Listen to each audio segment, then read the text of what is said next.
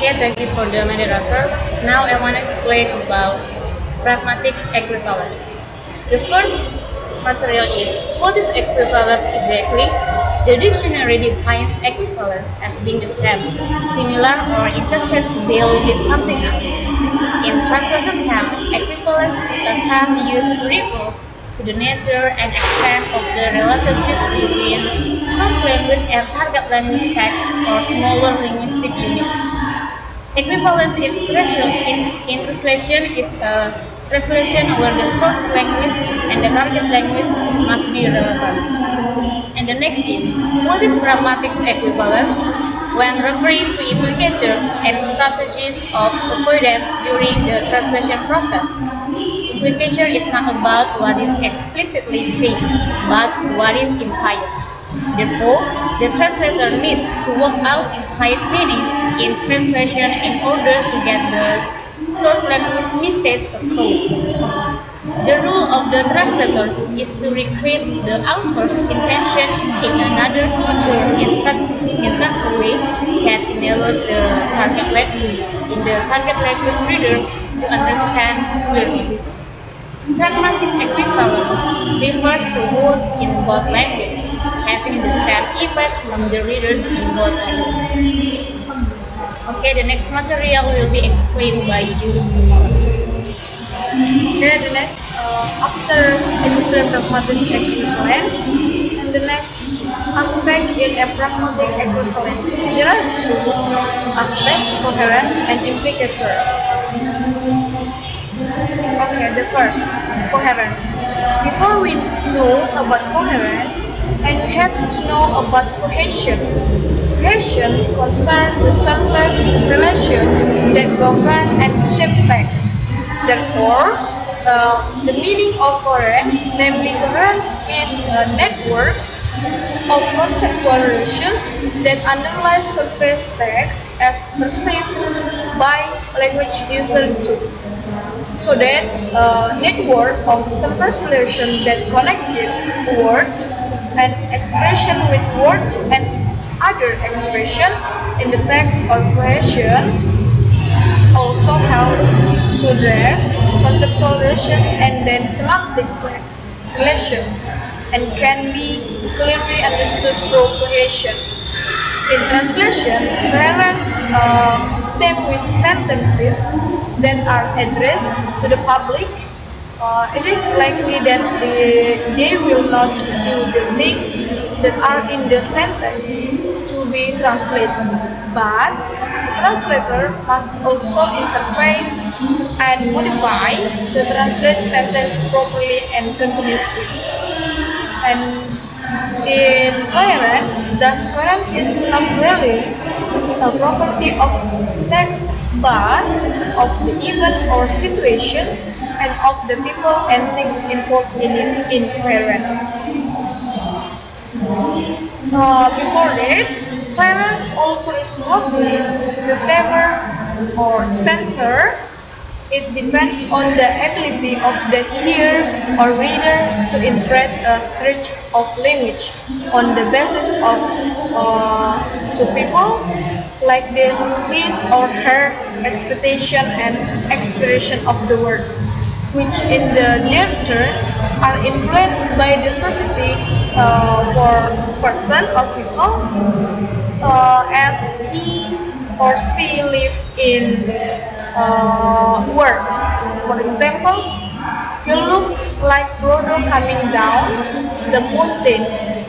The hobbit was walking slowly and singing to himself. In translation, for example, translation of the sentence were addressed to public who is not likely to have done any of the above mentioned things. The translator would probably have to intervene and modify it for intents in the following way. For example, same with for example number 1, he looked like Frodo, the hobbit coming down the mountain. He was walking slowly and singing to himself. And thus coherence is not really a property of text, but of the event or situation, if translation, and of the people and things involved in it. Okay, the next explanation by my partner. Okay, for the next material is implicature.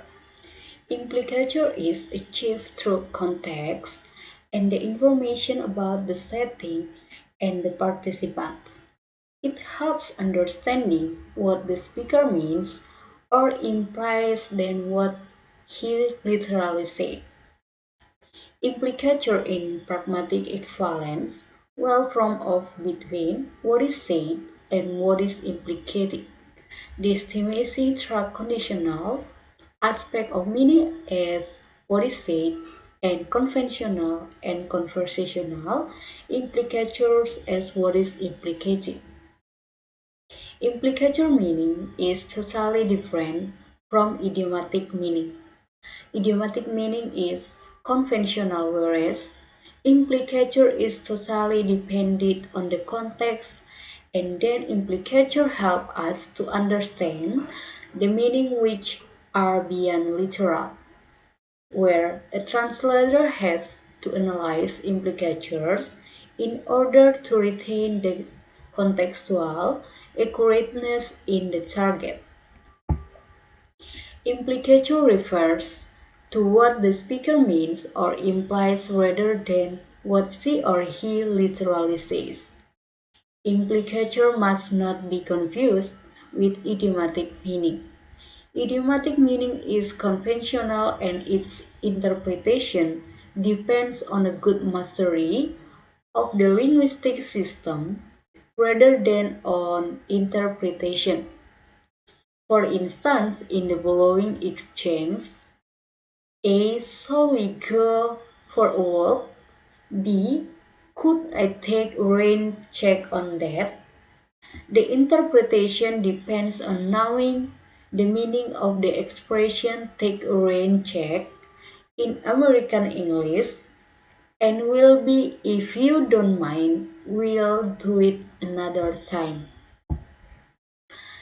For the next is implied meaning, which is not signaled, conventionally derives from the cooperative principle and it maxims of quality, quantity, quality, relevance, and manner.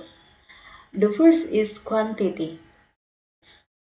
For the quantity is make your contribution as informative as is required. Do not make it more informative. For the second is quality. Do not say what you believe is false, and do not say that for which you lack adequate evidence. For the next is relevance. Make your contribution relevant to the current exchange. Avoid obscurity, avoid ambiguity. For the last is manner. Avoid prolixity and be orderly. And next is coherence, implication, and translation strategy. 1. The conventional meaning of word and structure and the identity of reference. Point 1. The meaning of word and structure. This point is quite obvious. If we don't know the meaning of the word and structure used in the text, we cannot understand its implement meaning. Point 2. The ability to identify reference is essential for drawing inference and maintaining the coherence of a text.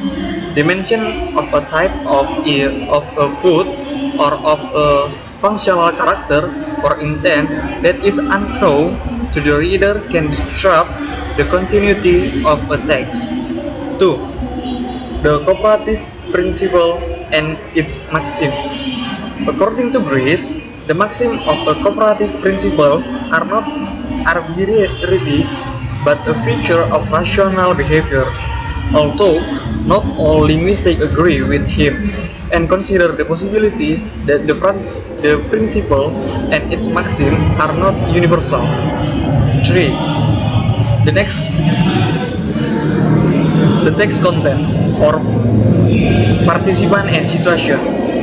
CO text and linguistic of a communication in which an utterance occur determine the range of implication that may be derived from it. The meaning of a word or an utterance or gesture does not hang so much upon a universal, abstract and fixed semantic system, but it is strictly connected with the context. Next, 4. Other item of background knowledge. A many confirm, consider or extend what we know about the world, as long as relate to in a same way. Whether a translation decide to explain a reverse of a note or to record to cultural subtational, depend how much he or she assume the reader is familiar with it and on his or her freedom of interpretation. And 5. In order to convey an intended meaning, the speaker or writer must assume that the hearer or reader has access to all the necessary background and can work out any intended implicational. Thank you, and I will back to the moderator.